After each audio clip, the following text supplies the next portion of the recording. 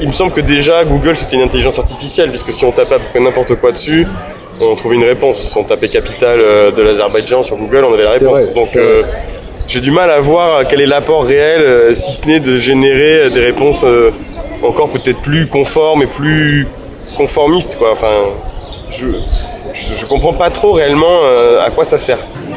Pendant un moment, j'ai utilisé pas mal l'IA pour mon travail, et après je me suis dit mais en fait juste ça m'abrutit parce que je sais plus écrire, je sais plus rien faire. Comment vois-tu l'avenir du monde en pensant à toutes ces nouvelles technologies et surtout l'IA? Complètement sombre et à chier. Basiquement, ça va creuser les inégalités et sociales et éducatives et écologiques, qui sont déjà quand même pas au beau fixe. Et puis, surtout quand on voit que derrière, c'est aux mains de fascistes, dans un monde qui le devient de plus en plus, donc bof. Alors je dirais quelque chose d'un peu évident, pour commencer. C'est-à-dire que l'intelligence artificielle, c'est un oxymore. C'est-à-dire c'est une contradiction dans les termes. Aucune intelligence ne peut être artificielle. Si elle est artificielle, c'est qu'elle n'est pas intelligente. Ça, c'est le premier point un peu littéraire. Ça se voit quand il y a des directions artistiques et des identités visuelles qui sont faites par l'IA, parce que quand on crée une identité graphique, il y a tout un sens derrière des couleurs qu'on va choisir, de la typographie qu'on va choisir. C'est pas que du beau pour faire du beau. Alors que là, on ne demande pas à l'IA spécialement du sens, on lui demande de la production rapide et simple et efficace finalement.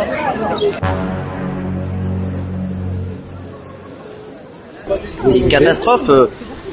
Aujourd'hui, tous les gamins ont des montres connectées, des téléphones connectés, et même si on nous explique qu'il n'y a pas de droit au portable, il n'y a pas de droit aux montres connectées, etc., ils ont tous des montres connectées, tous des portables. Et très rapidement, on le voit bien, de toute façon, à mon avis, ça va très vite sortir, même si l'éducation nationale ne va pas ça. Les notes sont en train d'augmenter de manière très importante dans tous les niveaux. Et d'ailleurs, j'ai entendu qu'au dernier classement PISA, a priori, la France avait remonté et beaucoup de nations européennes avaient remonté.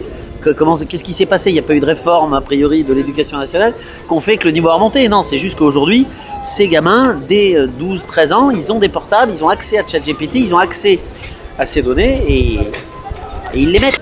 En tant que professionnel dans certains métiers, on voit que l'IA est déjà très compétente dans le traitement des images par exemple, dans la traduction, toutes ces choses-là qui sont de base faites par des gens, en fait, des êtres humains, et que moi j'aime bien l'aspect humain du travail, donc je trouve que voilà, il y a un premier risque là-dessus, d'effacer la touche humaine sur certaines activités.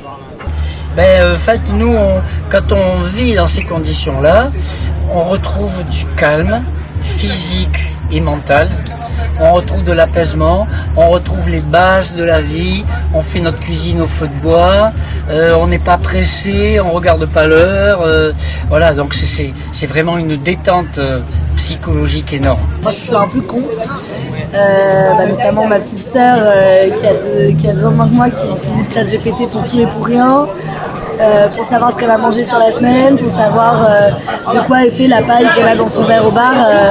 Je trouve que, surtout quand on sait que les IA qu'elle utilise notamment polluent énormément et ne sont pas forcément hyper réglo sur les données qu'elle récupère.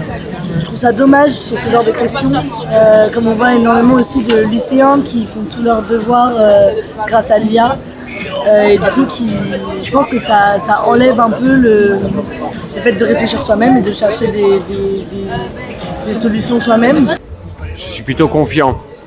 Alors, même si tout présage l'inverse, je pense qu'il y a quand même du labello dans l'histoire.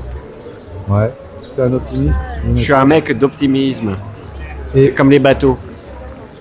Des petits bateaux qui se font pas manger par les gros. Je pense que ça va pas tenir l'intelligence artificielle. C'est genre un peu comme un nouveau cadeau, mais c'est pas si ouf que ça. J'y connais rien parce que j'ai jamais utilisé l'IA, enfin jamais genre les applications du genre ChatGPT et tout ça, j'ai jamais utilisé. Mais ça me donne pas très envie parce qu'il collecte un petit peu toutes tes données et que, enfin, je sais pas, ça m'inspire pas confiance du tout. Méfiante.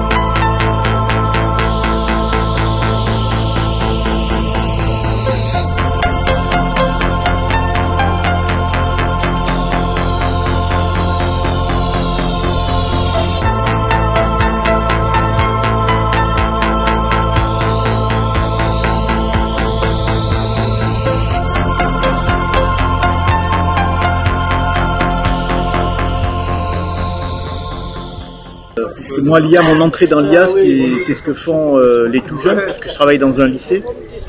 Et je parle pas mal avec eux, avec les jeunes. Documentaliste, hein, oui, c'est ça, je suis prof documentaliste. Ouais. Et du coup, je suis un peu première loge pour voir des évolutions, mais ultra rapides, comme j'aurais jamais cru qu'elles se produiraient. Alors déjà, je vois une première chose, c'est que le fond de livre physique, il est posé sur les tables, on fait tourner les nouveautés. Alors je parle pas des vieilletés, hein, je parle vraiment des nouveautés. Et tu peux ce que tu veux, même un manga, il n'est plus feuilleté s'il n'est pas en animé, quoi. Tu vois, donc voilà. Les gens sont complètement abrutis par leur image numérique, qui s'habillent tous pareil, je sais pas moi, ils ont tous les mêmes tatouages, tous les mêmes chiens. Et je trouve quand même qu'on a une époque qui pousse au conformisme, et c'est un paradoxe, c'est-à-dire qu'on est censé être dans un système libéral où les gens peuvent exprimer un peu de singularité, et la réalité c'est qu'ils expriment tous la même, donc on a presque l'impression qu'il y avait plus de personnalités différentes sous l'Ancien Régime. C'est quand même inquiétant, je veux dire. Moi, ça de standardisation. Mais oui, je pensais pas que la démocratie apporterait autant notre monde moderne apporterait autant de conformisme. C'est que tout ça, c'est dans le fait de dire la planète, on va la lâcher dans 14 000 ans et on sera bien content d'avoir des vaisseaux suffisamment puissants, donc il faut se préparer. C'est ça qui est déjà à l'œuvre. Au lieu de ça, on pourrait faire le pari inverse, de dire on a une superbe planète avec une nature magnifique, avec des cours d'eau, avec des arbres, avec des êtres humains qui s'entendent au niveau mondial, et donc on n'a pas du tout besoin de ça. Artistiquement, ah oui, c'est vrai qu'il y a des musiques qui ont été créées par ouais, ça je trouve ça naze. Parce qu'imaginez après il n'y a plus de musiciens. Non mais non, ça n'arrivera pas. Mais bon. N'empêche que ça existe. N'empêche que ça existe. Je trouve ça nul. Ouais. Voilà, c'est tout.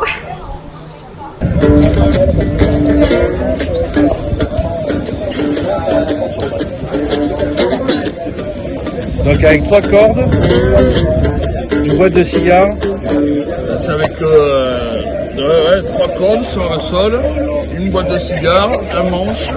Voilà. Et le truc au bout du doigt là, qui fait le slide. Et là, ce qui est intéressant, c'est le bottleneck. Bottleneck. Ouais, qui fait un petit côté glissé.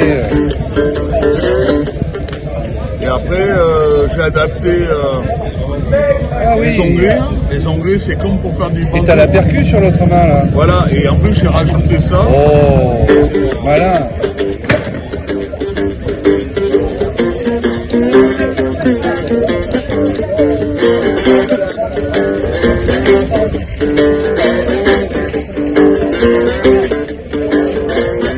Ça